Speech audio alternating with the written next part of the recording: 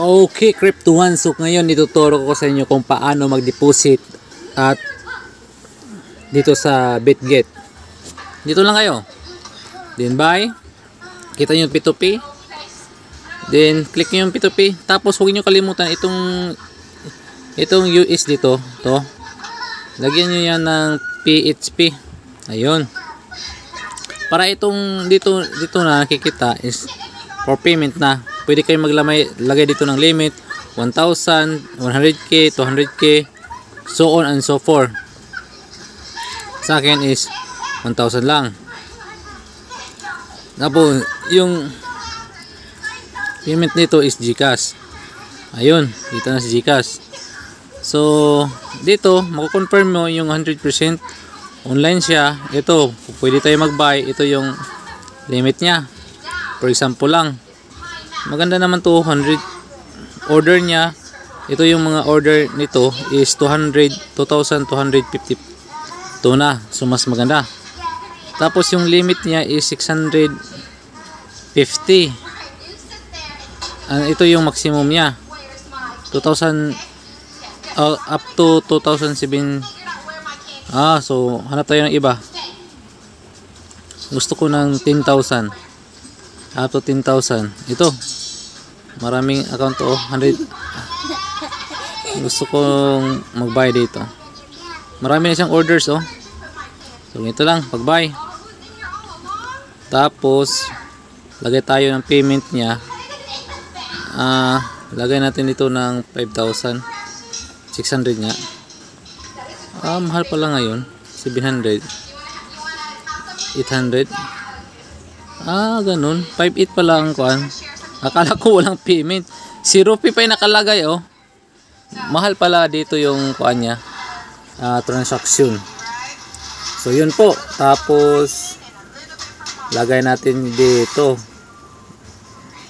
Ayun oh.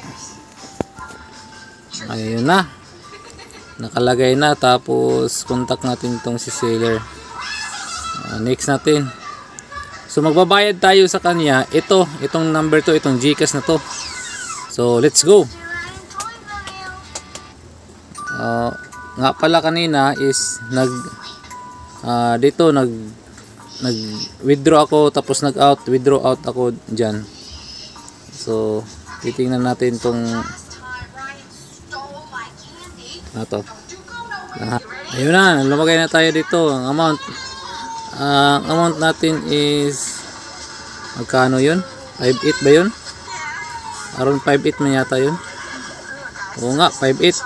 So padala na natin sa kanya. Ganito lang yan. Next natin, i-clear natin na talagang ito yung name niya.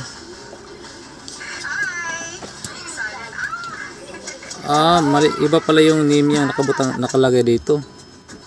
So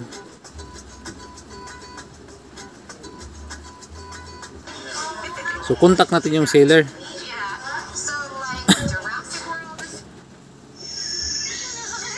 Contact natin tong si seller.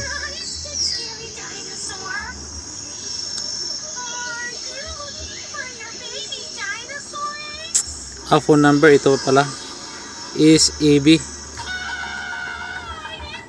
Nga, tama nga. So contact natin to. Then ayun, padala na natin yung $100. To confirm that, so mayroon tayong verification code sa GCash.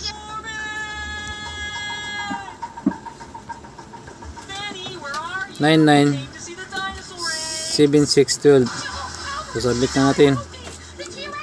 So ayun, screenshot natin to kasi papadala natin to sa kanya. So paid na. Lagyan natin ng paid. Tapos contact natin si seller online.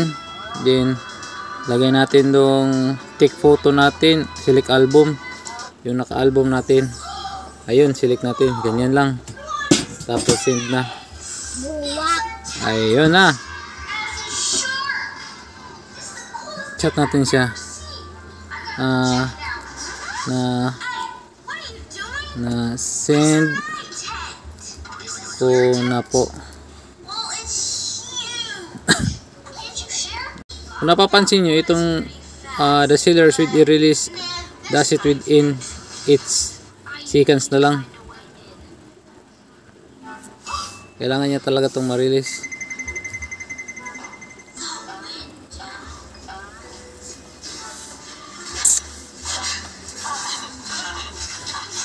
Ayun. File an appeal and wait for our customer support team. So ayun, may file an appeal na. Patakaon. Pas, hindi na yun na-release yun ha.